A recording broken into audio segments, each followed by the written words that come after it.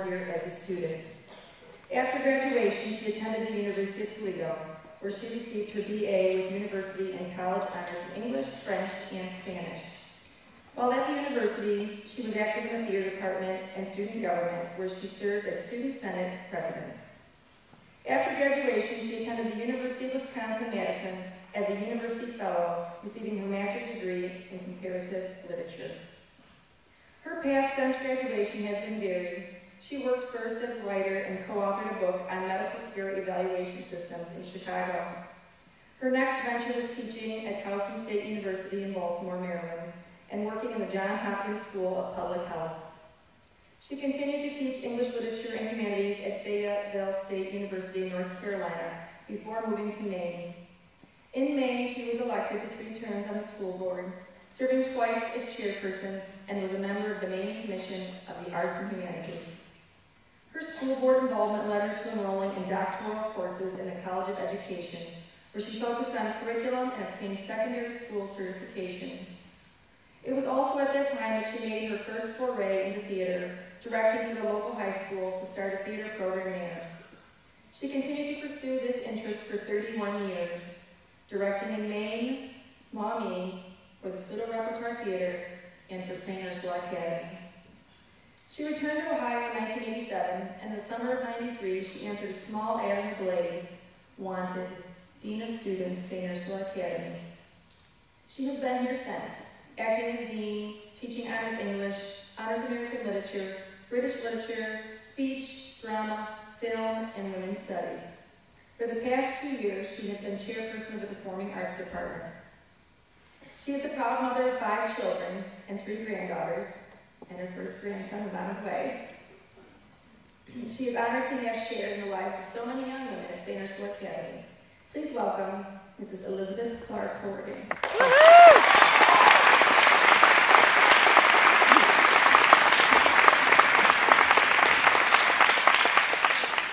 Thank you very much.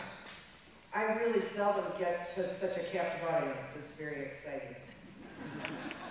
Thank you, Kim and Mrs. Martin, Sister Mary Kay, Mrs. Heidner, faculty, parents, and most of all, you students who are being honored. When Mrs. Martin asked me to speak, I hesitated until I thought, a performance? How often do I get a captive audience? So of course I said I would be delighted, but what to say? The possibilities seemed endless, until I realized that Shakespeare offered the perfect resource. Somehow, his words continue to be the most immediate response I have when honor is mentioned. In play after play, he has expressed universal sentiments so powerfully. I know some of my students are cringing right now, saying, oh no, we have to memorize another soliloquy. No, not tonight. This evening is one to honor you and your accomplishments. So inspired by Shakespeare's words, I share with you my thoughts about honor. Perseverance keeps honor bright. What is more true than that? Honor isn't always evident. It isn't often celebrated outside of occasions such as this evening. Honor is continuing to do the jobs that are unnoticed and underappreciated, without which progress is never made. Honor is that quiet part of us that whispers, this is important, even if I am not. So I plan to do whatever it takes to make it happen. Honor is persevering, when it would be so easy to send up our excuses. We're busier than others. We have homework, tests, games, jobs. But honor doesn't allow us to say that. Honor is that quiet push, murmuring, I can fit one more moment in my day and never miss it. And no one really needs to know how I did this. In fact, honor is least about the laurels. It's about the labor. I wasted time, and now doth time waste me. For now hath time made me his numbering clock. My thoughts are minutes.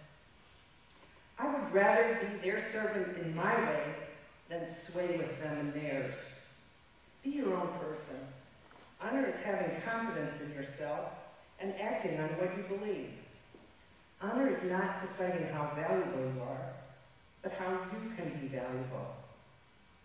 Reputation is an idol and most false imposition, oft got without merit and lost without deserving. Your reputation is what others think you are. Your character is what you know you are. Try hard not to be concerned about what others think of you. Indeed, it is idle and so ephemeral. Your true worth will always be measured inside yourself. You are the only person who knows what you're capable of giving. And when you fall short of your potential, however the fates play out in your life, be guided by your conscience and your character. Call back yesterday, bid time return. Don't make the mistake King Richard II did. You can never call back yesterday, so make the most of your opportunities each day.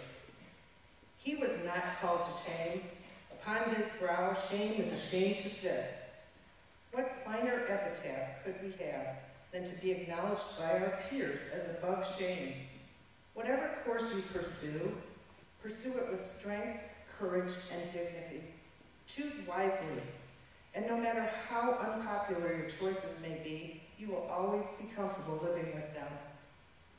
In the reproof of chance lies the true proof of men. Seize opportunities as they present themselves to you. Never think, this is not what I'm qualified to do. Think rather, I never considered that I could do this. We never know what life will offer.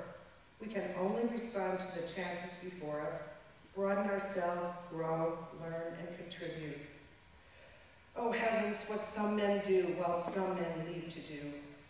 How fortunate you are to have ability and to be in the position to use your talents when others throw up their hands and think they don't know how. So often we surprise ourselves by choosing to do the difficult.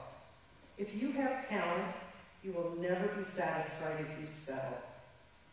I will thenceforth rather be myself, that title of respect which the proud soul ne'er pays but to the proud. Honor is the joy of knowing that you are honest with yourself and with others, and whatever your choices, you have made them freely and with deliberation. The best comfort of adulthood is being accepting of who you are, able to disregard those who would criticize you from their own limitations. Act on what you believe, and you will be at peace. You may not be acclaimed, but you will be comfortable with yourself. This above all, to thine own self be true, and thus it must follow as the night the day, thou canst not then be false to any man. Well, by now you're thinking, who Shakespeare wrote so many plays. Is she going to quote them all? Well, nothing would give an actor greater pleasure.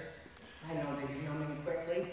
So I end with a quotation from Troilus and Cressida. For time is like a fashionable host that lightly shakes his parting guest by the hand, and with his arms outstretched as he would fly, grasps in the comer. Welcome ever smiles, and farewell goes out sighing. So, with a smile and a sigh, I say to you, read Shakespeare. Be confident in yourselves. Don't worry about what others think.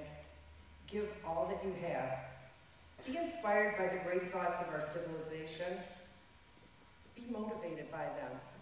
And never discount imagination. We are such stuff as dreams are made on. Thank you very much.